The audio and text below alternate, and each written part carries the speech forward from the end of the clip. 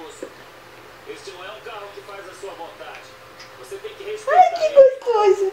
Não, faz assim. Ai, que gostoso. Posso falar? Quanto mais dirijo este carro, mais gosto dele. E acho que não existem muitos supercarros. Ai, que gostoso. É a mesma coisa. É muito louco.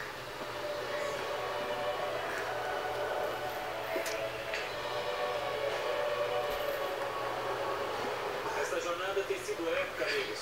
Tô feliz por estar com vocês, mas tô começando a ter alucinações. Tô pronto pra sair e sentar na praia. Olha que legal. Escuta, eu preciso da sua ajuda. Come essa badudinha. Não. Jogar pra fora. E assim, foi o início de um avanço sem precedentes na tecnologia automotiva. Não, faz assim. Sem melhorado durante a sua Não. o LFA é o que há de melhor.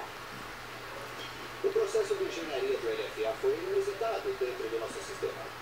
Porque os engenheiros receberam muita liberdade, houve muito trabalho freelance, fizeram várias coisas. Mais um pouquinho de madonna.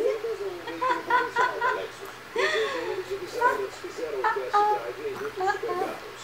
E só avançaram no design do LFA quando tiveram Não empurrar com a livinha, não empurrar. os mais avançados veículos já montados. Eles identificaram os melhores supercarros da Itália, da Alemanha. Não. O painel de instrumentos futurista desse Não. supercarro é, na verdade, uma imagem projetada do display de LCD.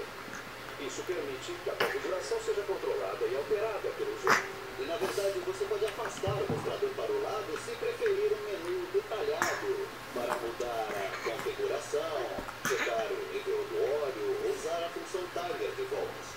No modo esportivo, a cor de fundo varia do preto ao branco. Pronto, acabou.